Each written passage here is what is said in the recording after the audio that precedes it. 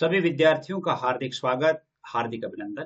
प्रिय विद्यार्थियों, BA part second Hindi साहित्य, जिसका प्रथम पेपर रीतिकालीन काव्य, उसमें से आज हम पढ़ेंगे घनानंद। और घनानंद का ये पहला भाग है। यानी इससे पहले जितने भी वीडियो जो पढ़े हुए हैं उनका आपको डिस्क्रिप्शन में लिंक मिल जाएगा इसके लिए, अथवा आप प्ले लिस्ट में जाकर के और प्रत्येक पाठ का अध्ययन आप कर सकते हैं, जिसमें क्वेश्चन बैंक भी है, मॉडल पेपर भी है।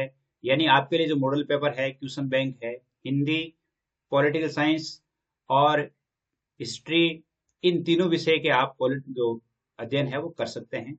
तो मैं समझता हूँ ये घनानंद का जो टॉपिक है बहुत ही महत्वपूर्ण है। और यदि चैनल पसंद आता है तो सब्सक्राइब कीजिएगा, अपने दोस्तों को भी शेयर कीजिएगा, ताकि जब भी वीडियो अपलोड होता है तो आपके मोबाइल पर उसका नोटिफिकेशन आ जाए और आप उसे पढ़ ले। अपना रिश्ता यूं ही कायम रहे और आगे हमारा सफर इसी प्रकार शिक्षा से संबंधित जुड़े हुए प्रश्नों को हल करने के लिए जारी रहे। आपके उज्जवल भविष्य की कामना के साथ ये शुरू करते हैं घनानंद। और घनानंद टॉपिक है, वैसे अपने आप में बहुत इंटरेस्टेड टॉपिक है और इसके बारे में हम बहुत सारी बातें पढ़ेंगे।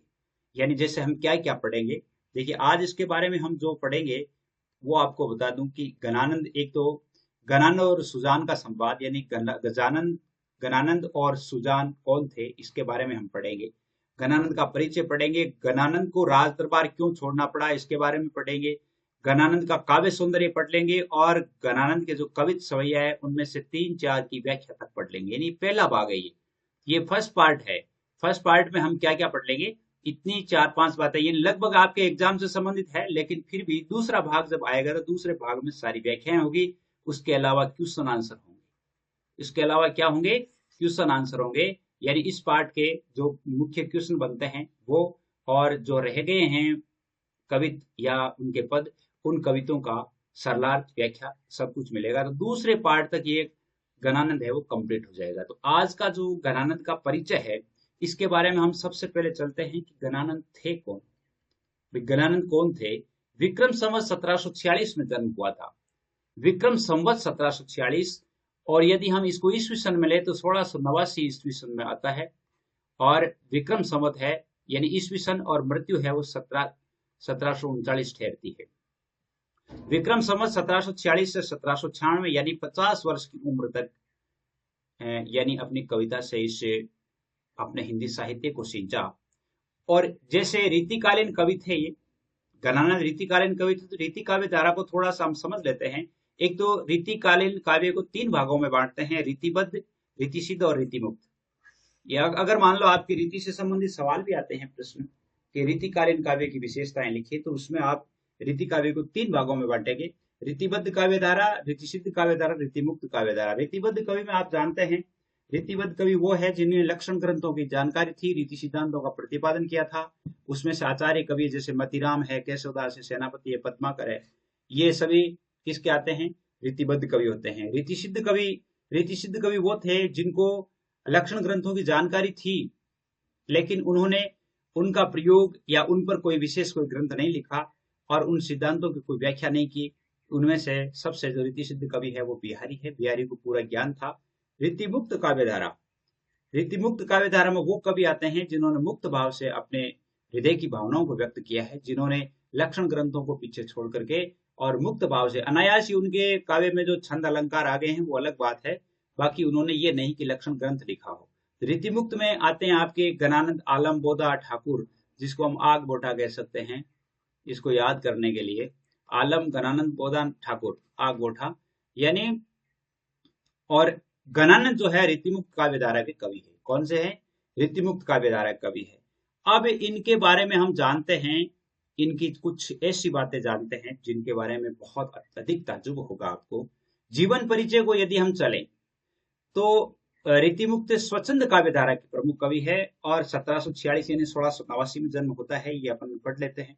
इनके विषय में बहुत सारी किंवदंतियां प्रचलित है। किंवदंतियां मतलब बहुत सारी दंत कथाएं हमें देखने को मिलती है। अब दंत कथाएं क्या देखने को मिलती है? पहली बात तो यह है कि वो सम्राट मोहम्मद शाह रंगीले के दरबार के मीर मुंशी थे। यानी यूं कह सकते हैं कि वहां के मीर मुंशी थे, तो यूं कह सकते हैं कि आप वो राज दरबार के कवि भी थे। मीर मुंशी यानी मोहम्मद शाह रंगीले के दरबारी कवि थे, दरबार में इनको बहुत अच्छा सम्मान था। दरबार में एक वेश्या थी सुजान, जिससे वो प्रेम किया करते थे, उनसे वो प्रेम करते थे। और जब वो प्रेम करते थे और राजा उनको बहुत अधिक सम्मान देते थे, तो जाहिर सी बात है, स्वाभाविक स्वाभाविक सी बात है कि लोग उनसे जलते थे। अन्य जो सामंत और अन्य जो लोग दरबार में रहते थे, वो लोग उनसे जलते थे कि कब ये निकले और कब हमारा काम बने। गणानंद बहुत अच्छे गायक भी थे, लेकिन कभी किसी के सामने नहीं गाते थे। सार्वजनिक गायक नहीं थे, प्राइवेट गायक थे वो, यानी अपने स्वयं ही गुनगुनाया करते थे, वो खुद नहीं गाया करते थे, खुद यानी दूसरों के सामने नहीं गाते थे। लेकिन कई लोगों को उनकी इस खूबी के बारे में पता था, तो बहुत सारे लोगों ने कहा कि अब हम यानी गणानंद से कोई न कोई यानी पद गवाएंगे। तब दरबारियों ने सम्राट से कहा कि सम्राट यानी दरबार लगा हुआ था और उस दरबार में गणानंद भी थे और भी बहुत सारे सामंत थे। तो उनमें से किसी एक दरबारी ने उठ करके कहा कि सम्राट राजन, ये जो आपके गणानंद, आपके जो दरबारी राज दरबार के महान कवि गणानंद है, ये बहुत अच्छा गाते हैं। राजा ने कभी सुना नहीं था उनके काव्य, और उनके जो छंद वगैरह तो पढ़े थे, लेकिन उन्होंने सुना नहीं था। तब उन्होंने कहा कि भाई गणानंद आइए और कोई न कोई गीत गा करके सुनाइए। तो गणानंद ने मना कर दिया, उन्होंने कहा कि मैं गाता नहीं हूं। और राजा ने उनको कहा कि आपको ध्रुपद गाइए, प्रेम से संबंधित एक ध्रुपद गा करके हमें सुनाइए। लेकिन गणानंद ने क्या किया, मना कर दिया। अब मना करने पर, वो राजा थे, मना कर दिया। तब गणानंद उनकी बात भी मान ली, लेकिन दूसरे दरबारी ने कहा कि राजन, ये ऐसे नहीं गाता है, अगर इनके सामने इनकी प्रेमिका सुजान होती है तो ही ये गाते हैं।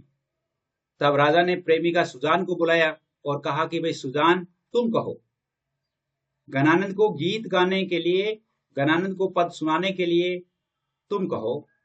और राजा की बात मान ली। हालांकि गणानंद को उम्मीद थी कि सुजान उसे गाने के लिए कभी नहीं कहेगी, क्योंकि उनसे उससे पहले कहा था कि मैं केवल आपके सामने गा सकता हूं, अन्य किसी के लिए गाना नहीं गाता हूं। लेकिन बादशाह की आज्ञा कौन टाल सकता है। बादशाह की आज्ञा वो नहीं टाल सकी और उन्होंने गणानंद से कहा कि भाई तुम गाना सुनाओ, और सुनाने का अनुरोध कर दिया। हालांकि गणानंद को बहुत गहरा धक्का लगा, लेकिन फिर भी उन्होंने, जब उनकी प्रेमिका की इच्छा हो गई, तो फिर उनकी इच्छा को वो मार नहीं सकते थे। और उन्होंने क्या किया, यानी सुजान की तरफ अपना मुंह करके और राजा की तरफ अपनी पीठ करके और गाना गाना शुरू किया। राजा है, राजा की तरफ पीठ कर ली और इधर जो है इधर मुंह कर लिया और राजा की तरफ पीठ कर ली। ये पीठ करने पर राजा को बड़ा अपमान हुआ। उन्होंने गाया, बहुत अच्छा गाया, सारी सभा मंत्रमुग्ध हो गई। राजा भी बहुत अधिक प्रसिद्ध हुए, प्रसन्न हुए। लेकिन राजा ने कहा कि इन्होंने बड़ी सभा में मेरा अपमान किया है, यानी मुझसे ज्यादा तो ये किसको महत्व देता है, सुजान को महत्व देता है। इसलिए राजा ने कहा कि तुम फौरन यहां से निकल जाइए। और उन्होंने उस अपने इलाके को, अपना राज्य छोड़कर जाने के लिए आदेश कर दिया। आदेश कर दिया। तब गणानंद ने अपनी प्रेमिका सुजान से कहा कि तुम साथ चलो, लेकिन वो तो सुजान थी, उन्होंने मना कर दिया। मना करने पर वो इतने टूट गए थे, इस घटना से इतने टूट गए थे कि उनका जीवन ही बदल गया। और ऐसा आम जीवन में होता है। और वो वहां से, यानी इस संसार से वैराग्य लेकर के और वृंदावन चले गए। वहां वृंदावन में जाकर के और कृष्ण की भक्ति में लीन हो गए और चैतन्य संप्रदाय में दीक्षित हो गए। लेकिन इसको प्रमाणिक नहीं कहा जा सकता, ये किंवदंती है, प्रमाणिक नहीं कहा जा सकता। लेकिन जहां तक जो किंवदंतियां, दंत कथाएं होती है, उनमें कहीं ना कहीं सत्य होता है। तो ये निश्चित है कि गणानंद ने कृष्ण भक्ति को स्वीकार कर लिया था और उन्होंने वहां जाकर के और कृष्ण भक्ति में कविता लिखे थे। लेकिन उनका दिल है वो तड़पने लगा था सुजान के लिए, और उन्होंने सुजान शब्द तो अपने काव्य में लिखा है, सुजान के लिए ही सारा काव्य लिख दिया। और हर कवित्व में वो सुजान को संबोधित करते हैं। और ये कहा जाता है कि जब नादिर शाह का आक्रमण हुआ था, तो आक्रमण के समय 1739 में आक्रमण हुआ था। आक्रमण के समय नादिर शाह ने देखा कि ये मीर मुंशी था, मोहम्मद शाह रंगीला का मंत्री था, और तो इसके पास बहुत सारा धन होगा, और वो धन के लिए उन्होंने जर जर कहा, यानी हमें जर यानी धन चाहिए, लेकिन ये कहा जाता है कि इन्होंने जर को उल्टा पढ़ा, यानी रज कह करके, और उन पर 3 मुट्ठी धूल फेंक दी। धूल फेंकने से वो आतंकवादी क्रोधित हो गए और वही उनका कत्लेआम कर दिया। यानी यूं कह सकते हैं कि 1739 में उनकी मौत हो गई। तो इस कारण से उनको दरबार छोड़ना पड़ा और वो भी काम करना पड़ा। अब इनके प्रेम के बारे में बहुत अधिक किस्से प्रचलित है। अब अगर हम उनकी रचनाएं पढ़ें तो रचनाएं है उनकी सुजान सागर है, वीरे लीला है, कोकसार है, रस कैलीवली है, कृपाकंद है, गणानंद कवित है, सुजान हित है, सुजान हित प्रबंध है, वियोगवैली है, इश्कलता है, जमुना जस है, आनंद गंजू की पदावली है, प्रीति पावस है, सुजान विनोद है।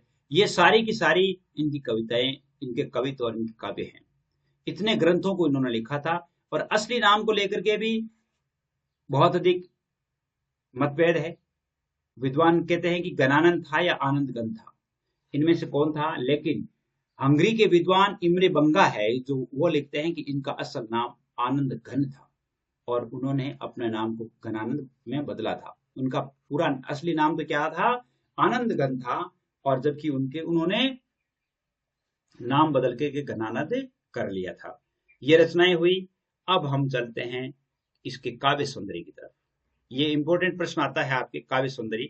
काव्य सौंदर्य में आप जानते हैं भाव पक्ष और कला पक्ष दोनों होते हैं।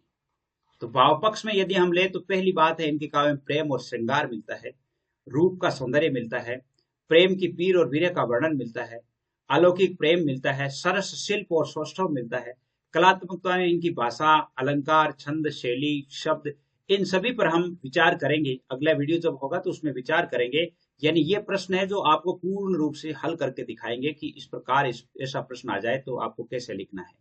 वैसे इसके ये मुख्य मुख्य बिंदु है जिन्हें, क्योंकि अभी अगर हम इनको पूरा करेंगे तो ये पूरा हल नहीं होगा और ज्यादा समय हो जाएगा। गणानंद जो है प्रेम के कवि है, ब्रज भाषा में प्रवीण है, स्वच्छंद स्वभाव के हैं और प्रेम की उन्होंने सबसे बड़ी परिभाषा लिखी है जो मुझे बहुत अधिक अच्छी लगती है। इनका ये पद मुझे हमेशा अच्छा लगता है। और उन्होंने इस प्रेम की भाषा को क्या कहा है, यानी प्रेम के बारे में क्या कहा है, उन्होंने कहा कि अति शुद्ध स्नेह को मार्ग है, अति शुद्ध स्नेह को मार्ग है जहां नेकु शयान बबांक नहीं, सांस चले तजी आपन पो झिझके कपटी निशांक नहीं, गन आनंद प्यारे सुजान सुनो इत एकत दूसरो आंक नहीं, तुम कौन सी पार्टी पड़े हो लला मन लेहु पदेहु चटांक नहीं। यानी प्रेम की परिभाषा उन्होंने कितनी अच्छी की है। जब हम इसका अनुवाद करेंगे तब हम इसको पूरा जानेंगे। आइए हम चलते हैं इसके अनुवाद की तरफ। ये इनका परिचय था। परिचय में हम बहुत कुछ सीख जाते हैं। देखिए पहला यही पद आ जाता है और इसी पद को हम सरल करके देखते हैं। अति शुद्ध स्नेह को मार्ग है, स्नेह का अर्थ है प्रेम। प्रेम का मार्ग अत्यंत सीधा है, अत्यंत सीधा है, जहां नेकु सयानप बांक नहीं, जिसमें तनिक भी टेढ़ापन नहीं है। नेकु तनिक भी, सयानप बांक नहीं, जिसमें तनिक भी टेढ़ापन या तनिक भी थोड़ी सी भी इसमें बांकपन नहीं है, यानी इसमें कोई कुटिलता नहीं है। तहां सांच चले तजी आपुन को, आपुन को का मतलब है अहंकार। और प्रेम जो होता है, प्रेम के क्षेत्र में अपना अहंकार त्याग करके और सत्य के साथ समर्पण करना पड़ता है। जिजके कपटी चे निशांक नहीं, और प्रेम के मार्ग पर चलने के लिए जो कपटी व्यक्ति होते हैं वो झिझकते हैं, अर्थात कपटी व्यक्ति है वो प्रेम के मार्ग पर नहीं चल सकता। सच्चा प्रेमी कभी नहीं हो सकता। जिसके हृदय में कुटिलता भरी हुई हो वो सच्चा प्रेमी नहीं हो सकता। गण आनंद प्यारे सुजान सुनो, गणानंद अपनी सुजान से कहते हैं कि हे सुजान सुनो, इत एक दूसरो आंक नहीं, मेरे हृदय में तुम्हारे सिवा किसी का नाम नहीं है। इत एक दूसरो आंक नहीं, यानी जैसे देखो इसको यदि हम कहें तो प्रेम की एक ऐसी भाषा है जिसमें प्रेम की गिनती एक से शुरू होती है, एक पर ही समाप्त हो जाती है, एक से आगे कोई अंक नहीं होता। प्रेम की भाषा को यदि हम समझे तो प्रेम की भाषा में एक ही अंक होता है, इसके आगे कोई दूसरा अंक नहीं होता, यानी प्रेम एक से ही किया जा सकता है। तो उनका एक दूसरा अंक नहीं, यानी मेरे हृदय में आपके अलावा यानी आपके अतिरिक्त किसी का नाम नहीं है और ना ही मैं किसी से प्रेम कर सकता हूं। केवल तुम्हारी ही छवि है वो मेरे हृदय में बसी हुई है। लेकिन तुम कौन दो पार्टी पढ़े हो, लेकिन हे लला, हे सुजान, तुम बताओ आपने कौन सी शिक्षा ग्रहण की है। मन लेहू पे देहू चटांगनी, आपने मेरा मन तो ले लिया लेकिन आपने मुझे तनिक भी नहीं दिया। आपने मेरा मन चुरा लिया, लेकिन मुझे कुछ भी नहीं दिया, यानी मुझे प्रतिदान भी प्रत्युत्तर भी नहीं दिया। यूं कह सकते हैं कि मन लेहु पे देहु छटांक नहीं, आपने तो एक मन ले लिया और मुझे एक छटांक भी नहीं दिया। इस प्रकार भी हम कह सकते हैं, यानी आप मुझसे मेरे मन को लेकर के अपने मन में मेरा कोई स्थान नहीं दिया। कितनी अच्छी बात है। तो इसमें यदि हम लिखेंगे कि भाई इसका जो व्याख्या, तो प्रसंग तो अपन लिखते ही हैं कि प्रस्तुत काव्यांश है, यानी प्रस्तुत काव्यांश है वो घनानंद द्वारा रचित सुजान प्रेम से लिया गया है। और इसमें कवि ने अपनी नायिका को उल्हाना देते हुए लिखा है कि उल्हाना दिया है और प्रेम के बारे में बताया है कि प्रेम में कपट और चतुराई नहीं चलती, प्रेम में सीधापन और निश्चलता चलती है।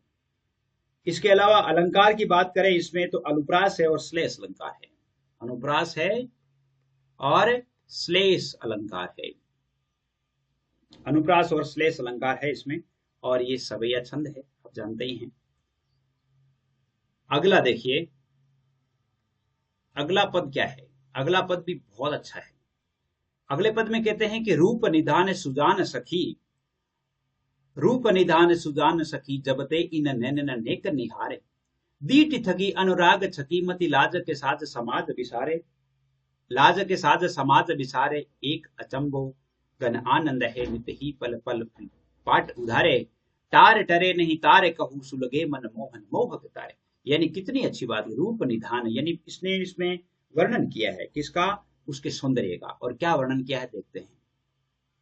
इसको प्रसंग में हम क्या लिखेंगे, प्रसंग में क्या लिखेंगे, प्रसंग में लिखेंगे कि प्रस्तुत काव्यांश कविवर और रीतिमुक्त काव्यधारा के कवि घनानंद द्वारा विरचित सुजान प्रेम शीर्षक से लिया गया है। और इसमें नायिका की वियोग दशा और नायक के मिलन की अभिलाषा का वर्णन किया गया है।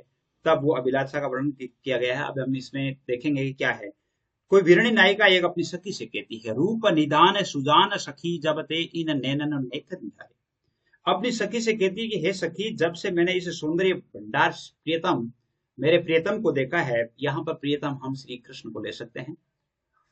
यानी इसमें जो घनानंद का जो प्रेम है वो दो तरह से आप ले सकते हैं। लौकिक प्रेम भी ले सकते हैं और पारलौकिक प्रेम में भी ले सकते हैं। पारलौकिक प्रेम में आप इसको अध्यात्म पर भी ले सकते हैं। लौकिक प्रेम में जैसे हम अपने जीवन में अपने मित्रों से, अपने भाई बहन माँ बाप जिससे भी हम प्रेम करते हैं, लौकिक और अलौकिक दोनों अर्थ इसके आप ले सकते हैं। तो ये कहते हैं कि जब से मैंने उसके सौंदर्य को देखा है तो मेरी आंखों के हालात खराब हो गए। नेको निहारे, यानी तब से मेरी आंखें चैन नहीं पा रही है। दीठी थकी अनुराग छकी मती, दीठी थकी यानी प्रियतम श्री कृष्ण को देखते देखते मेरी दृष्टि थक गई है और मेरी बुद्धि जो है उनके प्रेम में तृप्त हो गई है। दीठी थकी अनुराग छकी मती, अर्थात उनके प्रेम में मेरी जो बुद्धि है वो संतुष्ट हो गई है। लाज के साथ समाज विचारे, मेरी इन आंखों ने सांसारिक लोक लज्जा को भुला दिया। लाज के साथ समाज, यानी मेरी आंखों को क्या हो गया कि बार बार श्री कृष्ण को देखती है और समाज और सामाजिक बंधनों को भी भूल जाती है। एक अचंबो घन आनंद है, और घनानंद कहते हैं कि मुझे एक आश्चर्य होता है। अपनी सखी से कहती है कि मुझे एक अचंबा की बात हो गई कि मेरी आंखें प्रियतम के प्रेम में आनंद मग्न रहती है और सदा ही पलक रूपी किवाड़ खोलकर देखती रहती है। यानी पलक रूपी किवाड़ों के खोलने से मेरे हृदय में बहुत जो आनंद है वो हमेशा ही बाहर निकलता रहता है। यानी एक अचंबुघन आनंद नित ही पल पाट उगाड़े, यानी हमेशा जो है ये मेरी जो आंखें हैं अपने किवाड़ है वो उगाड़ती रहती है, यानी पलक रूपी किवाड़ है वो उगाड़ती रहती है कि कब श्री कृष्ण आ रहे हैं। तारे टरे नहीं तारे कहूं सुलगे मन मोहन मोह के तारे। देखिए यहाँ कितनी अच्छी बात कही कि अपनी दृष्टि में प्रियतम की ओर देखने को रोकना चाहती है लेकिन वो रुक नहीं पाते हैं, और इस काम को टालने पर भी वो नहीं टलती है। इस कारण मेरा हृदय प्रियतम कृष्ण के प्रेम में सुलगता रहता है। तारे टरे नहीं तारे कहूं, अर्थात मैं जानबूझ करके भी मैं श्री कृष्ण को देखे बिना नहीं रह सकती। यानी मैं अब मेरे नेत्रों को ऐसा नहीं कर सकती कि वो श्री कृष्ण को नहीं देखे। सुलगे कहूं मोहन मोह के तारे, अर्थात श्री कृष्ण के मोह में, श्री कृष्ण के प्रेम सौंदर्य में वशीभूत होकर के मुझे विरह व्यथा भोगनी पड़ रही है, अर्थात मेरा हृदय है, मेरे हृदय में प्रिय जो कृष्ण है उनके प्रति प्रेम सुलगता रहता है। इसमें आपके अनुप्रास अलंकार है एक दो। अनुप्रास के अलावा यमक अलंकार भी है। कौन सा है? अनुप्रास के अलावा रूपक भी है। और कौन सा है? रूपक अलंकार भी है। तो अनुप्रास है और रूपक अलंकार है इसमें। रूपक अलंकार देखिए, रूपक अलंकार कहाँ है इसमें? रूप निधान सुजानसीन नेकुन दीटी थकी अनुराग छकी। अनुराग छकी यानी प्रेम रूपी अनुराग, यहां पर रूपक अलंकार है। और लाज के साज समाज बिछारे, यहां भी रूपक अलंकार है। तो यूं कह सकते हैं कि इसमें रूपक है, अनुप्रास तो है ही है, जैसे निहारे पिसारे इसमें अंत्यानुप्रास है, आप जानते ही हैं। इसका अगला पद हम देखते हैं, और अगले पद में क्या है? अगले पद में देखिए झलके अति, ये भी बहुत अच्छा पद है। इस पद में क्या लिखा है?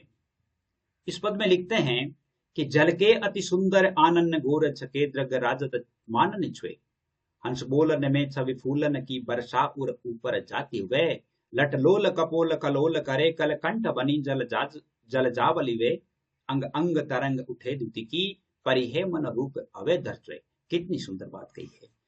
यानी इसने कहा है, इसको भी आप प्रसंग तो आप वैसे ही लिखेंगे कि ये अवतरण है महाकवि गणानंद द्वारा विरचित और सुजान प्रेम से लिया गया है, और इसमें कवि ने नायिका के रूप सौंदर्य का वर्णन किया है। अब इसकी व्याख्या करते हैं। व्याख्या में गणानंद कहते हैं कि उस नायिका का गोरवर्ण बहुत ही सुंदरता से झिलमिलाता है। झलके अति सुंदर आनंद, आनंद मुख, उनका जो मुख सौंदर्य है वो अत्यंत ही सुंदर है, सुंदरता इसमें झिलमिला रही है।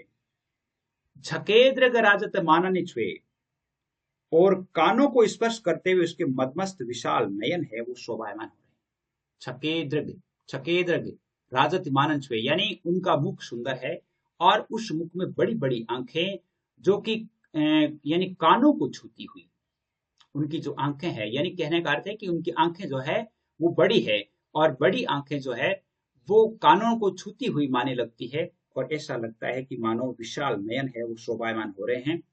हंस बोलन में छवि फूलन, जब वो हंसती है तो फूलों की बरसात होती है। जब वो हंसती है तो उस फूलों की बरसात होती है, मानो फूलों की बरसात होती है। और ऊपर जाती वे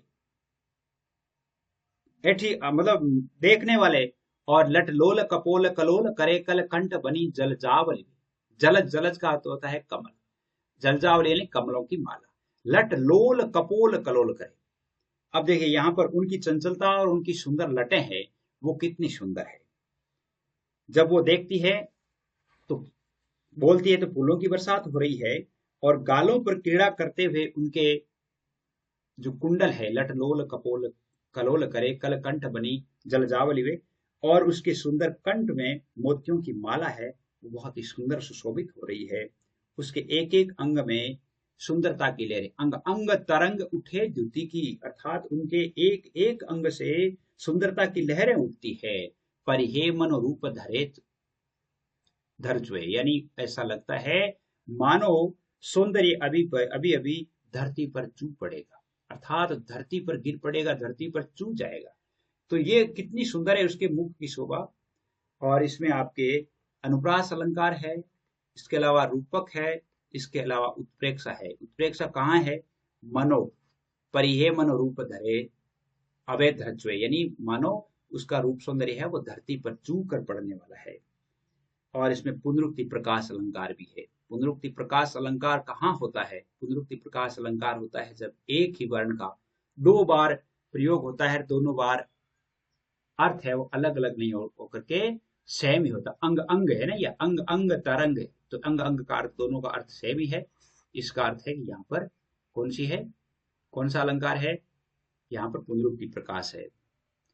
तो यानी हम आज शायद यहीं तक पढ़ेंगे, अगला जो है वो शीघ्र ही हमें पढ़ेंगे, और उम्मीद करता हूं कि ये आपके समझ में आया है। अगला जो पाठ होगा तो उसमें आपके दो तो प्रश्न होंगे, मुख्य प्रश्न होंगे, और बाकी उसके जो व्याख्याएं होगी। कैसा लग रहा है आप जल्दी बताइएगा कि अगला जो पाठ है वो प्रस्तुत करें, और किस प्रकार करें तो उसके बारे में भी आप बता सकते हैं। आज के लिए बस इतना ही। जय हिंद, जय भारत।